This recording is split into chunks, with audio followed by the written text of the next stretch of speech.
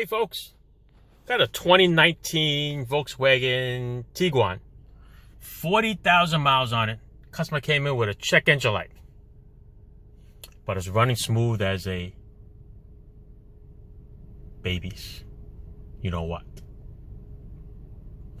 Smooth as anything. I'm gonna punch it up and look for some codes. So I'm gonna go in here and take my little scanner here. Go into read codes. Let's see what it says. It says we have a generic cylinder 2 misfire. So they're saying that number 2 is misfiring or misfired. Okay, because this could be after the fact. Oops, sorry, hit the wrong button. We're going to go right. Number 4 is doing the same. So it's 2 and 4 cylinder.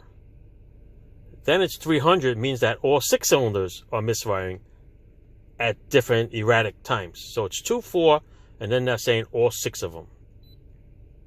Idle air control system RPM lower than expected. Yes, because when you're misfiring, okay, the RPMs are going to go a little lower because not all the cylinders are running. So this is going to be normal because of the misfire. I get it. These are permanent codes. They would clear by themselves after you fix the original problem, okay? You can't clear a permanent code with a scanner. They're going to stay in the system, and then once the computer sees that it fixed itself, then it automatically comes off. Sometimes it takes almost a month of just regular driving, highway, street driving, all right? Regular stuff like that. Next one is number 4. The other one is the generic misfire. So technically, what we got is the 2, the 4, the multiple, and the low air. Okay, so put this off to the side. Like I said, the car is running fine. The RPMs is not even shaking. The steering wheel is not shaking. Okay, there is nothing over here showing that it's a misfire. So what I usually do is I power brake it.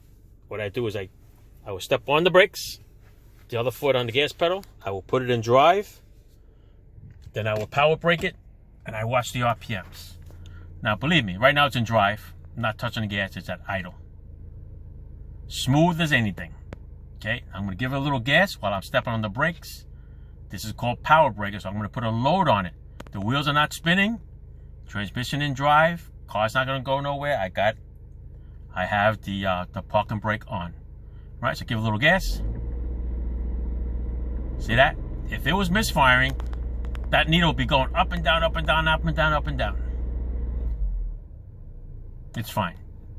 Okay, you don't want to run it like that for a long time. You don't want to heat up the torque converter on an automatic transmission. Okay, so it is running fine. I noticed that it has 3/4 of a tank of gas. Okay, is it a possibility that they got a bad gas when they filled it up, and you got water in there because the water doesn't burn? That'll give you a misfire. Especially it'll give you multi misfires because the fuel goes through the fuel line and runs through all 6 injectors. Okay, could have hit the first 1 or 2 and then hit all 6, or vice versa. It doesn't tell you the order of the misfire. All right, but it's running fine right now. Don't see a problem with it. Most places will sell you a number 2 coil and spark plug. They will sell you a number 4 coil and spark plug. If they want to be a BITCH, they'll sell you all 6 coils and spark plugs. But with a car with 40,000 miles, that's very rare that they're all going to go at the same time. Okay? So what I normally do here is I recommend to the customer, fill the rest up with high test, put in a tube of, not a tube, a bottle of fuel treatment. Oh my God. Fuel treatment. You can pick any brand you want. They're pretty much all the same. You can pick up a water remover too. And the water remover will take up the water that's in the gas tank and turn it into a burning fuel. All right. So, like I said, I usually tell people to fill it up with high test, high octane. Some people don't say high test, but high octane fuel. Fill it up to the rest of it. A bottle of water remover, fuel injector cleaner, fuel treatment. All right? And then run it all the way down to the end till you run empty. And then fill up with high test or high octane again. Okay? And then you take it from there. Okay? I'm not going to go and charge anybody and start throwing parts like a parts cannon into this car because the car runs fine. Okay? Car runs fine. No sense charging people for money unless I have to pay for a mortgage or the bills. Okay? I'm not like that. That's what my channel is all about.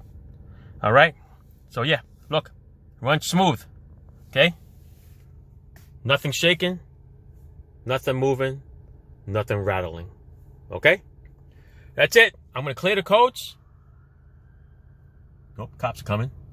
I'm going to clear the codes and send the customer on the way.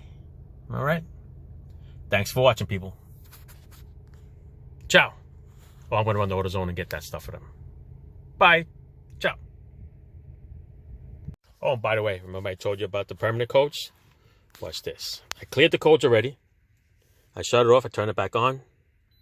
Want to check for codes. You see what it says there? Permanent. Next one, permanent. Next one is permanent. Okay? It's going to be there until the car's computer is told by the sensors that there's nothing wrong with it. Okay? So here it is. I'm going to start it up for you. You notice the check engine light is off. All right? So that's sitting there as permanent until the computer sees that it cleared itself. All right? There's no way to take it off with a scanner. Not sure if a dealership might be able to take it off for you. They have special scanners, but as far as I know, permanent stay there because the regular car computer wants to make sure that people like us, the do-it-yourselfers, do not clear the codes. All right? That's the way it works. Ciao.